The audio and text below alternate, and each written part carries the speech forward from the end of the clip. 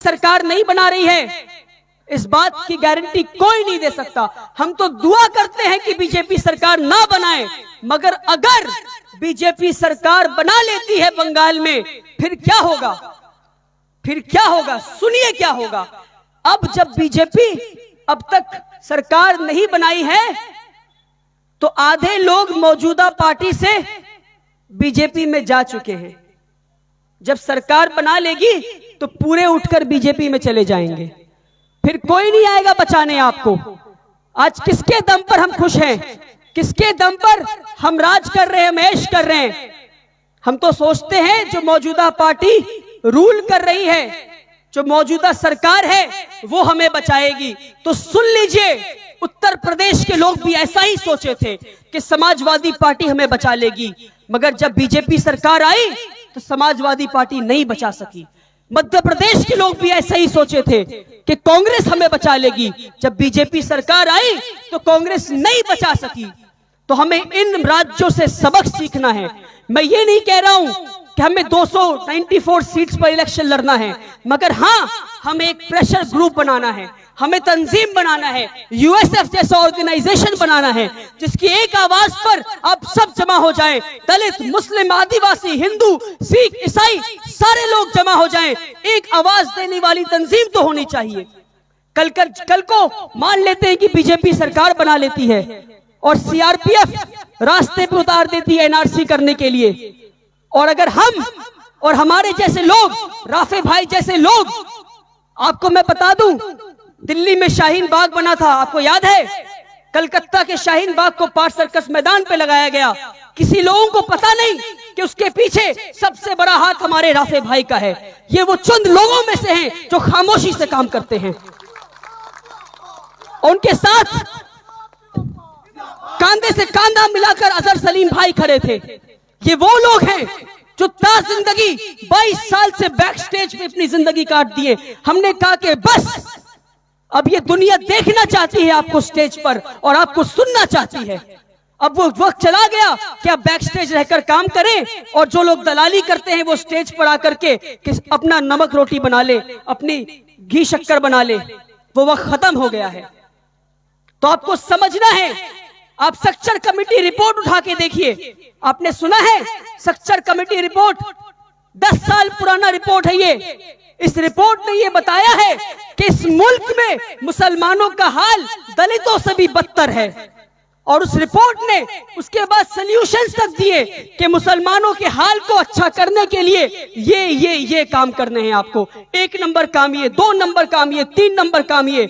मगर 10-15 साल हो गए स्ट्रक्चर कमेटी रिपोर्ट को, मगर आज तक उस पर अमल नहीं किया गया। आप बताइए, बंगाल से मुझे एक नाम बताइए, आप गौर से सुनिए, पूरे बंगाल से मुझे एक मुसलमान नेता का नाम बताइए जिसने ट्रिपल तलाक पर हमारी हक की आवाज पार्लियामेंट में उठाई हो। एक नाम बता दीजिए, मैं स्टेज छोड़ के चला जाऊंगा। एक नेता का नाम बताइए जिसने कश्मीर के मुद्दे पे आवाज उठाई हो। एक नेता का नाम बताइए मुझे आप। एक भी नेता का नाम नहीं है जिसने एनआरसी पे आवाज उठाई हो। हमें लॉलीपॉप दिया जाता है। क्या दिया जाता है? लॉलीपॉप। मुझे पसंद नहीं लोगों का नाम लेना, मगर क्या नुसरत जहां हमारी रहनुमा है? फिल्म एक्ट्रेस को बैठा दिया गया, मुसलमान खुश। देखो আমার নেতা যাচ্ছে, এটা আমার নেতা নয়, আমার নেতা রুহুল আমিন ভাই হবে ইনশাআল্লাহ। यूएसएफ जिंदाबाद, वाली रहमानी भाई साहब जिंदाबाद, भाईजान जिंदाबाद, यूएसएफ जिंदाबाद। अब आप देखिए, हमें बेवकूफ बनाना इन लोगों को बंद करना होगा। हमें बेवकूफ बनाना बंद करना होगा। अब मैं एक दिन, अब जो लोग हमारे अफ्तार पार्टी में टोपी पहनकर आते हैं और जो मुसलमान नेता हिंदुओं भाइयों को झूठ दिखाते हैं उनके दुर्गा पूजा में जाकर, हमें ऐसा नेता नहीं चाहिए। हमें ऐसा नेता चाहिए जो हिंदू बनकर मुसलमानों का फायदा करे और मुसलमान बनकर हिंदू भाइयों का फायदा करे। हमें ऐसे नेताओं की टोपी को उतार देना है। अब उतारेंगे इंशाअल्लाह। इंशाअल्लाह। और ऐसे नेताओं की जो दुपट्टा डालकर आती हैं, उनके दुपट्टे को उतार देना और कहना है नकली दुपट्टा डालना बंद कीजिए। हमें ऐसा नेता चाहिए, अगर आप सच्चा हिंदू बनकर भी आएंगे हम आपको स्वीकार करेंगे, मगर हमारा मजाक बनाना बंद कीजिए। हमारे इफ्तार पार्टी में आकर हमारा मजाक बनाना बंद कीजिए, हमारे ईद की नमाज में आकर हमें ये बात कहना होगा खुलकर अब, वरना वो वक्त दूर नहीं। मैं पार्ट सर्कस मैदान में खड़ा था, पार्ट सर्कस ब्रिज के सामने खड़ा था कलकत्ता में, अभी सरस्वती पूजा चल रहा था। और ये मैं हिंदू भाइयों से पूछता हूं सवाल, सरस्वती पूजा के 2 ट्रक सामने से आए और चिल्ला रहे जय श्री राम जय श्री राम, और हमें देखा, हम कुर्ता पजामा पहनकर हैं तो गाड़ी वहां रोक दिया और हमें देख कर चिल्लाने लगे जय श्री राम जय श्री राम। मैं ये पूछता हूं पहला सवाल आपसे कि अगर आपको राम को याद करना है, और ये मीडिया वालों से मैं कहता हूं कि मीडिया में बहुत जोर कह रहे हैं कि बंगाल में राम के नाम से तकलीफ, मैं ये कहता हूं बंगाल में राम के नाम से तकलीफ नहीं, अल्लामा इकबाल ने शेर लिखा कि अहले नजर समझते हैं उन्हें इमाम हिंद। अल्लामा इकबाल इस सदी के सबसे बड़े शायर हैं, वो राम के बारे में लिखते हैं कि अहले नजर समझते हैं उन्हें इमाम हिंद। तो ये है हमारे लिए, हमारे दिल में राम के लिए इज्जत। मगर सवाल ये है कि राम का नाम अगर राम को पूजने के लिए लिया जा रहा है तो मैं भी कहूंगा जिंदाबाद, मगर अगर राम का नाम किसी को डराने के लिए लिया जा रहा है तो मुझे कहना होगा कि इसे बंद करना होगा, इसे बंद करना होगा। और इस बात को आप समझे, ये डिफरेंस है कि अगर अल्लाहू अकबर कोई अल्लाह को याद करने के लिए कहता है तो अच्छी बात, मगर अल्लाहू अकबर कोई किसी को डराने के लिए कहता है तो हम उसे कहेंगे कि आप बैठ जाइए, आप जैसे लोगों की इस कौम को जरूरत नहीं। इस फर्क को समझना है हमें। और आज यूएसएफ का गठन किया गया है, उम्मीद करते हैं, और बहुत दुख की बात है कितने कम लोग आए हैं। आज वक्त आ गया है कि हमें बंगाल की पॉलिटिक्स को चेंज करना है, ना सिर्फ बंगाल बल्कि पूरे देश की पॉलिटिक्स को चेंज करना है। इतने कम लोगों से काम नहीं होगा। उम्मीद करते हैं कि हमारी अगली आवाज में जहां तक हमारी निगाहें जाएंगी वहां तक लोगों का समुंदर लग जाएगा इंशाअल्लाह। बहुत बहुत शुक्रिया। उम्मीद करते हैं कि आप यूएसएफ के इस प्रोग्राम के साथ जुड़ेंगे और हमारे तरक्की के लिए, इस देश की तरक्की के लिए दुआ करेंगे। बहुत बहुत शुक्रिया। यूएसएफ जिंदाबाद, यूएसएफ जिंदाबाद, वाली रहमानी भाई साहब जिंदाबाद। शुक्रिया ওয়ালি রহমানী সাহেব, তিনি অতি সুন্দরভাবে হৃদয়ের গভীরতা থেকে কিছু কথা বের করে আমাদের সামনে রাখলেন যা আমাদের হৃদয়কে স্পর্শ করেছে। ওনাকে আজকের এই সভার পক্ষ থেকে ধন্যবাদ জানাচ্ছি। এখন আপনাদের সামনে যিনি বক্তব্য রাখবেন তিনি আমাদের ইউনাইটেড সেকুলার ফ্রন্টে অন্যতম শরিক নেতৃত্ব মাননীয় রাফে সিদ্দিকী সাহেব, তিনি এখন আপনাদের সামনে বক্তব্য রাখছেন।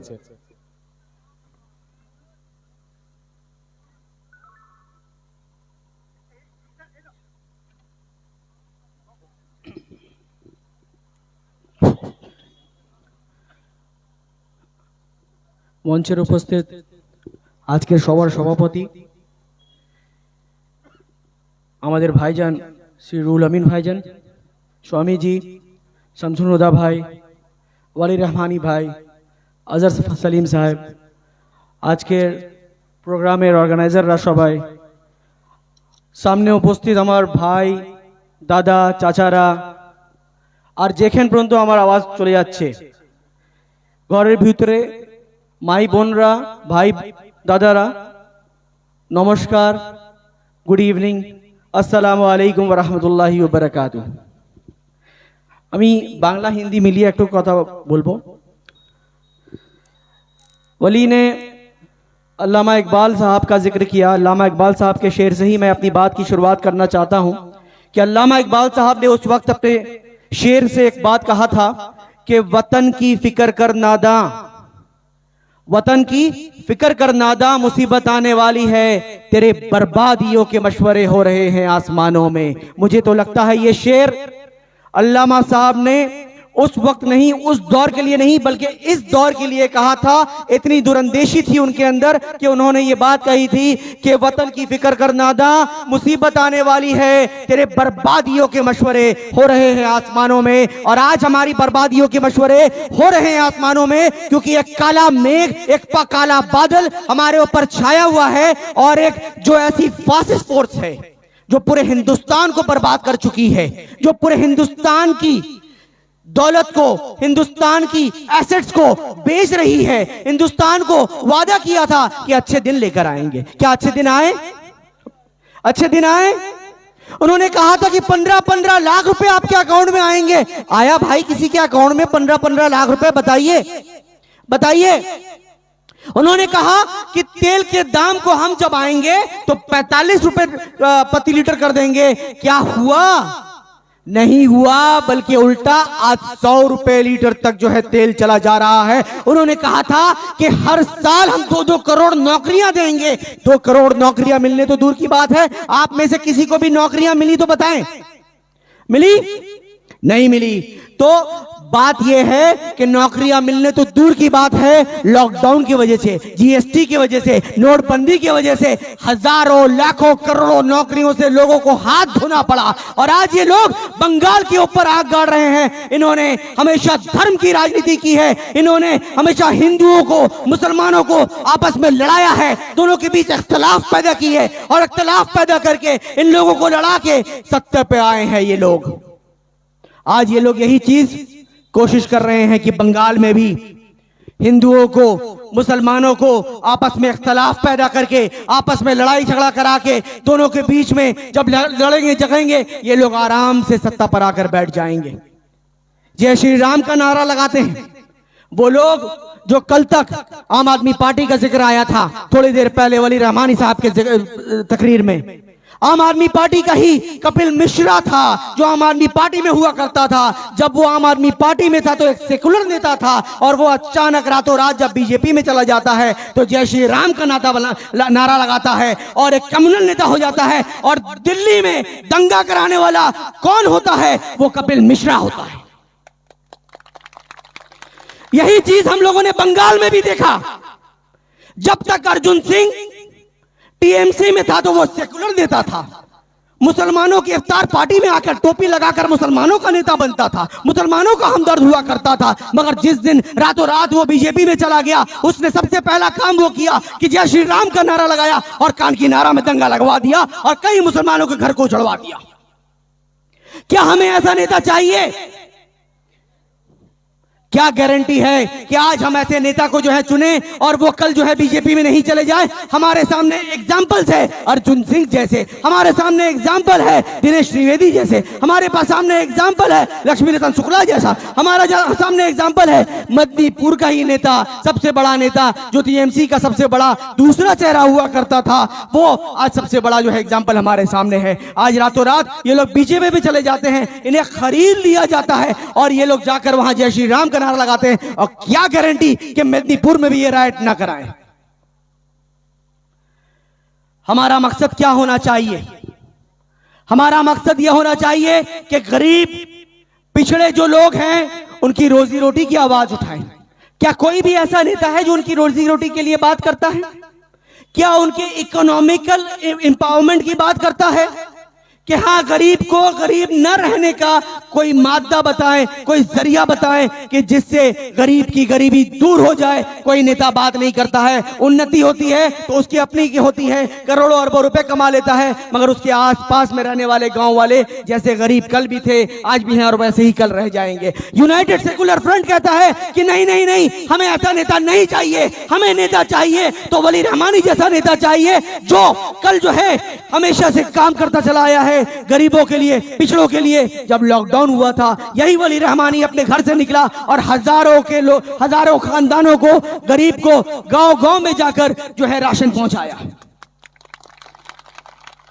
ये वली रहमानी 3 बच्चों से शुरू करके एक अनाथ आश्रम खोला था और आज उनके स्कूल में, एक अनाथालय में 125 बच्चे पढ़ते हैं और वो सपना देख रहा है कि एक स्कूल बनाए जहां कम से कम 3000 बच्चे पढ़े।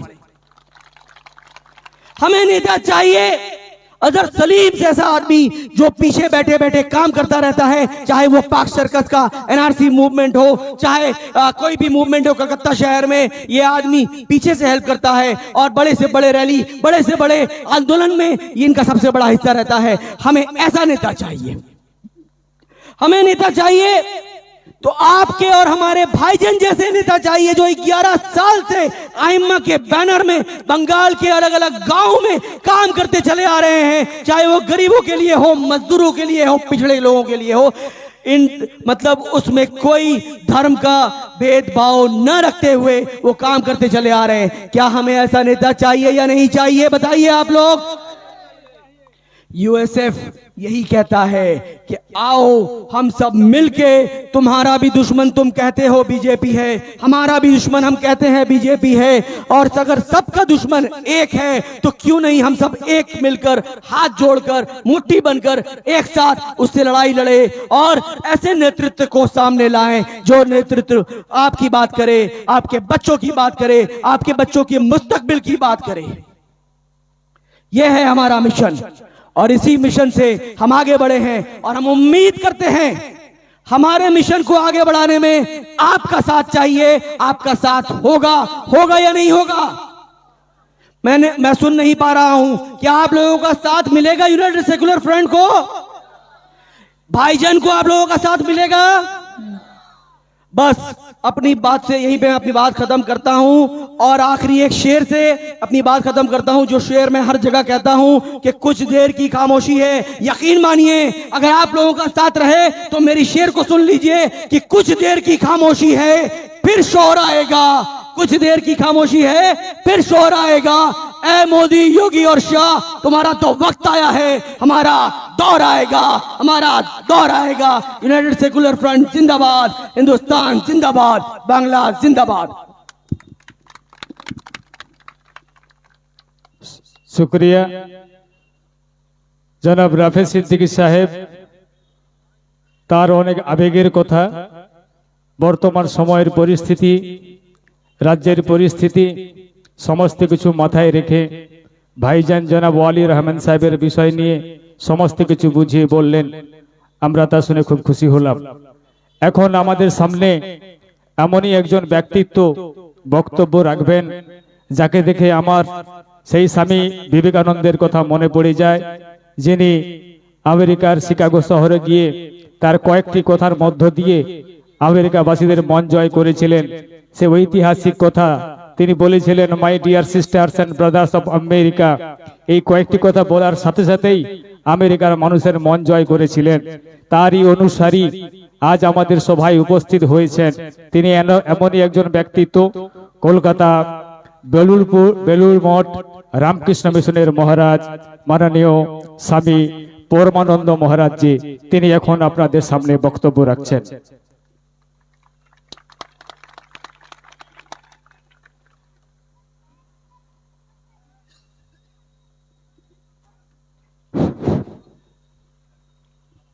আজ এই জায়গাতে আইমার সংগঠনে আমি কয়েকটা নতুন জিনিস আমি সবাইকে শোনাবো।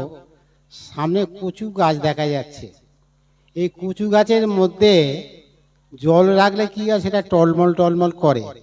কারণ বর্তমান পশ্চিমবঙ্গের মানুষরা কিন্তু এই কচু গাছের জল, এই কচু গাছের জল যেদিকে নাড়াবে সেই দিকে পড়ে যাবে, আর সেইটা পাওয়ার জন্য তারা আসক্ত হয়ে থাকে।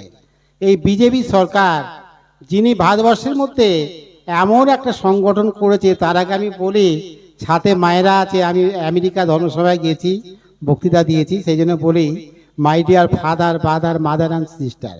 দ্বিতীয় জিনিসটা বলবো কি, আইমা, আই হচ্ছে চোখ, মা হচ্ছে জগতের কর্তা। তাহলে আমরা যদি অন্ধকারে তলিয়ে যাই তাহলে কি হবে, আলো পাওয়া যাবে না।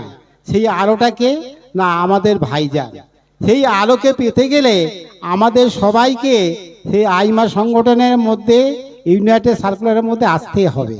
কেন আসতে হবে না, ভারতবর্ষের দেশের যে অবস্থা আমরা দেখছি, বিজেপি সরকারের সংগঠন সারা বিশ্বের মধ্যে আমি আন্দোলন করে বেড়াচ্ছি। আমি আমেরিকা যেমন গেছি, জাপানেও তেমন গেছি, ইংল্যান্ডেও তেমন গেছি, বাংলাদেশেও তেমন গেছি, তার বর্ধমানেও গেছি এবং দিল্লিতেও গেছি, দিল্লিতেও আন্দোলন করে এসেছি। তা সেইখানে দেখা যাচ্ছে কৃষি আন্দোলনের যেমন সংগঠন আছে, কৃষি আন্দোলনে আমাদের বলা হয়েছে কি না, মানুষকে মারতে গেলে একটা প্যাঁচ করতে হবে, তার নাম হলো জিলিপি। মানুষকে মারতে গেলে একটা প্যাঁচ তৈরি করতে হবে, তার নাম হলো জিলিপি। সেই জিলিপিটা কে তৈরি করেছে না, বিজেপি সরকার তৈরি করেছে। বলে মানুষকে জিলিপিটা খাইয়ে দেবো আর রসটা নিগড়ে আমি বার করে নেবো। তাহলে মানুষকে যে জিলিপি খাওয়ানো হয় তাহলে রস তার শরীরে থাকছে না। তাহলে ওরা কি করবে না, দেশ থেকে আগে ধ্বংস করবে আর দেশের সব কিছু শোষণ করে নেবে। তা এই হচ্ছে ওদের কাজ। সেই জন্য উনি আমাদের বেলুড় মঠে যেমন এসেছিলেন, দিল্লি রামকৃষ্ণ মিশনেও গিয়েছিলেন। দিল্লি রামকৃষ্ণ মিশনে যখন গিয়েছিলেন তখন ছাত্র অবস্থায় বললো আমার কিছু ভালো লাগে না, আমি সন্ন্যাস ধর্ম গ্রহণ করব। সেই দিল্লি রামকৃষ্ণ মিশনে মহারাজ ছিলেন গোকুলানন্দ মহারাজ। মহারাজ হাসতে হাসতে বললেন, দেখুন আপনার কপালের মধ্যে না একটা কালো মাকড়সা দেখছি, তা খুব সাবধান, এই মাকড়সা যদি কামড়ায় না মানুষ আর বাঁচে না। তিনি তখন লাফিয়ে উঠে বললেন, বলে ওরে বাবা, কালো মাকড়সাকে আমি প্রচন্ড ভয় করি। বলছে সেই মাকড়সা না, এই পশ্চিমবঙ্গের মানুষ, এরা এমন কামড় দেবে সেই কামড় আপনি শেষ হয়ে যাবেন। তাহলে দেখা যাচ্ছে কি সেখান থেকে তিনি হটে এলেন, বেলুড় মঠে এলেন। বেলুড় মঠে এসে তিনি ঠাকুরের কাছে বসে আছেন, ওনার পাশে আমি বসে আছি। ওনাকে জিজ্ঞাসা করছি ঠাকুরকে কি চাইলেন। ওই ভাবছি যে ভারতবর্ষে মানুষকে কিভাবে মারা যায়। তা সেখানে দেখা যাচ্ছে কি সেই মাকড়সার জালি তার কাছে পৌঁছে যাচ্ছে, কাজে তিনি কিছুই করতে পারবে না। এবার বললেন সাধুগুলোকে আমার লাগবে, একটা সাধু যদি বেলুড় মঠ থেকে দেয়া যায় আমি 50 লক্ষ টাকা দেবো। কেন না আমাদের সংগঠনের মধ্যে আসবে। তখন প্রেসিডেন্ট মহারাজ বললেন 50 কোটি টাকা দিলেও বেলুড় মঠের সাধু তোমার কাছে যাবে না। কেন? এরা দেশকে ভালোবাসে, মানুষকে ভালোবাসে, জাতিকে ভালোবাসে, মানুষের পাশে এরা দাঁড়াতে ভালোবাসে, সেই জন্য এরা যাবে না। কারণ জাতি ধর্ম নির্বিকারে আমরা কিন্তু ইসলাম ভাই যেমন এক, হিন্দু ভাইও এক। আমি কিন্তু ইসলাম ভাইদের খুব কাছের মানুষ। কেন আমি বলি যে 1947 সালে ভারতবর্ষ যখন স্বাধীনতা হয় সেই সময় আমার জন্ম হয়েছিল। আমার তখন বয়স মাত্র 6 মাস। ইংরেজরা আমার মা এবং বাবাকে গুলিবিদ্ধ করে মেরে দেয় এবং আমাকে মানুষ করে ইসলাম বোন, তার নাম হচ্ছে কি না, হচ্ছে অনিমা। এই আনিমা খাতুন তিনি আমাকে নিয়ে এসে মানুষ করেছিলেন। কালে আমি ইসলাম ভাইদের খুব কাছের, মায়েদের খুব কাছের মানুষ। এবং বেলুড় মঠে এসে আমাকে শিক্ষা দিয়েছেন। তিনি কি শিখিয়েছেন না, জাতি ধর্ম নির্বিকারে সব মানুষের পাশে দাঁড়াও। যে মানুষটা খেতে পায় না তার খাবার দাও, যে ঘুমাতে পায় না তার ঘুমের ওষুধ দাও, যে পড়তে পারে না তাকে পোশাক দাও, আর যার জন্যে বাড়িঘর নেই তার জন্য বাড়িঘরে ব্যবস্থা করে দাও। সেই জন্য গ্রামে গঞ্জে আমি বহু প্রোগ্রামেতে যাই, দেখি এমন জায়গায় একটা প্রোগ্রামে গিয়েছিলাম, দেখলাম তার বাড়ি নেই, খুব কষ্ট পাচ্ছে, ব্যাংকের লোক এসে তার বাড়ি যেটুকু সেটা কেড়ে নিয়েছে। তাকে আমি বললাম কেন কেড়ে নিচ্ছেন? বলছে ওনার স্বামী করেছে কিনা ব্যাংকে থেকে 50,000 টাকা নিয়েছে, নিয়ে বাড়িটা বন্ধক দিয়েছে, এখন বাড়িটা আমাদের। তা আমি ম্যানেজার সাহেবকে বললাম আপনি ফিরে যান, আপনার টাকাটা আমি পৌঁছে দিচ্ছি। যথাসময়ে গিয়ে রিজার্ভ ব্যাংকে ম্যানেজারকে ফোন করে বললাম আমার এক্ষুনি 3 লক্ষ টাকা দরকার। বললো কেন? বললো আমি একটা আশ্রমের জন্য কিছু করতে চাই। ম্যানেজার সাহেবকে বলে দিলে মহারাজ সাহেবকে 3 লক্ষ টাকা দিয়ে দিন। তা আমি করলাম কি এই টাকাটা আপনি নিন আর দলিলটা দয়া করে দিন, আমার মা থাকতে পারবে, মায়ের বাসস্থান হবে। এই বাসস্থানের ব্যবস্থা মায়েদের করলাম। আবার এক জায়গায় দেখলাম একটা ছোট্ট বোন, ইসলাম বোন, স্কুলে যাচ্ছে পড়াশোনা করতে, কিন্তু সে অনেক দূরে পরীক্ষা দিতে যেতে পারছে না, পায়ে হেঁটে যেতে হবে, তার একটা সাইকেল দরকার। পাশে একজন হিন্দু ভাইকে বললো তুমি আমাকে নিয়ে যাবে, সে নিয়ে যেতে রাজি নয়, সে উল্টে তাকে মারধর করলো। আমি তাকে কি বললাম যে তুমি এই নাম্বারটা নিয়ে পরীক্ষা হলে যাও, পরীক্ষা দিয়ে এসে সাইকেল চেপে বাড়ি যাবে। আমি সঙ্গে সঙ্গে দোকান থেকে সাইকেল কিনে তাকে বাড়ি পাঠিয়ে দিলাম। তাহলে এইভাবে আমাদের সেবা কাজ, আমাদের যে আইমা, এই আইমা সংগঠনের হাতে আমি বহুদিন এসেছি, উনি হচ্ছে আমাদের কর্ণধার। এই কর্ণধারে যদি আমরা প্রতিটা মানুষ দাঁড়াই তাহলে বিজেপি সরকারকে আমরা সরিয়ে দিতে পারবো এবং আমরা প্রতিটা মানুষের দুঃখে সুখে সমানভাবে ভাগ হয়ে আমরা অংশীদার হতে পারবো। সব মানুষকে আমরা ভালোবাসতে পারবো, সবাইকে আনন্দ দিতে পারবো, সুখ দিতে পারবো, আর প্রত্যেকের বাসস্থান এবং শিক্ষা ব্যবস্থায় কাজের ব্যবস্থা সেটা আমরাই করে দিতে পারবো। সেই জন্য আমরা চাই সবাই মিলে আমাদের এই সংগঠনে ভাইজানকে